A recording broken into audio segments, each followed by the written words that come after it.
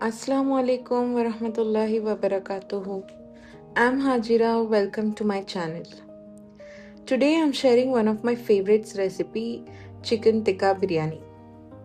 This recipe is full of flavor, easy to follow and perfect for family dinners, festive occasions or whenever you're craving a delicious homemade biryani. So let's get started. First I've cut one whole chicken into large pieces. To begin the marination, add ginger garlic paste and fresh lemon juice and then coat the chicken well. Now it's time to add the spices. Add 1 tablespoon of red chilli powder, half teaspoon of turmeric powder, 1 tablespoon of coriander powder, 1 tablespoon of Kashmiri lal mirch, 1 teaspoon of cumin powder, 1 teaspoon of Garam Masala powder, 1 tablespoon of Tikka Masala, 1 teaspoon white pepper, salt to taste and 1 cup curd. Mix everything thoroughly until every piece of chicken is well coated with the marinade. Let the chicken marinate for at least 30 minutes. If you have the time, marinating it overnight will give you an even richer flavor.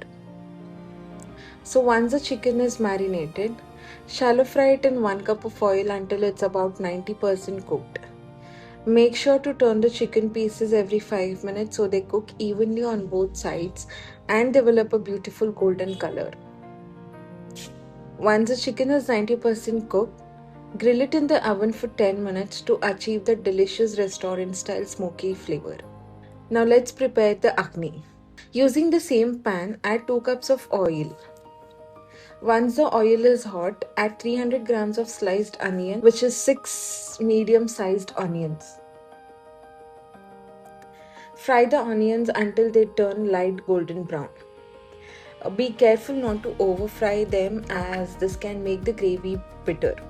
Once the onions are light golden brown, add 1 tablespoon of ginger garlic paste and saute it well until the raw smell disappears. 1 tablespoon of red chilli powder, 1 teaspoon of coriander powder, 1 tablespoon of Kashmiri Red Chilli Powder and a half teaspoon of turmeric powder. Saute the spices for a few seconds and then add 300 grams of chopped tomatoes and mix everything well.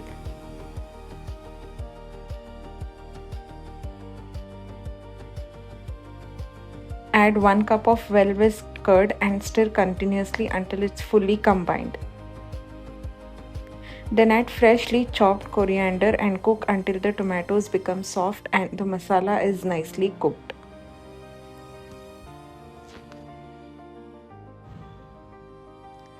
While the akhni is cooking, let's prepare the rice. So in a large pot, bring 2 liters of water to a boil. And once the water starts boiling, add 2 bay leaves and freshly chopped coriander. Let the water boil for 5 minutes so the flavors are infused. Here I have added 6 teaspoons of salt, but you can adjust the salt according to your taste. Now add the soaked basmati rice to the boiling water and cook it until it's 80% done. Once the rice is cooked, drain it and keep it aside. By now the chicken should be ready. Add the broiled chicken to the akhni and cook it for another 5 minutes so it absorbs all those wonderful flavors. You can also add the leftover chicken tikka masala.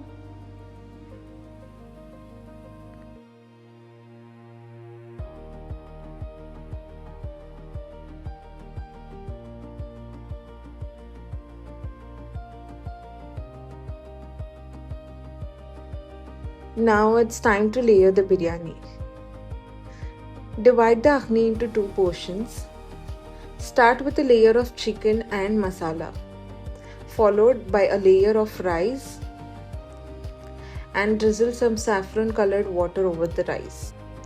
Repeat with another layer of chicken and rice. Then again drizzle red food color water on top for that beautiful biryani color. Since I have used large chicken pieces, I am placing 2 extra pieces on the top layer. If you're using medium-sized chicken pieces, you can spread them evenly between the layers. Cover the pot tightly and cook the biryani on medium flame for 10 minutes.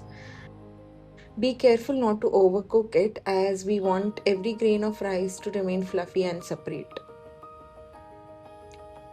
For the authentic restaurant style aroma, place a piece of hot charcoal in a small bowl and add a little butter over it.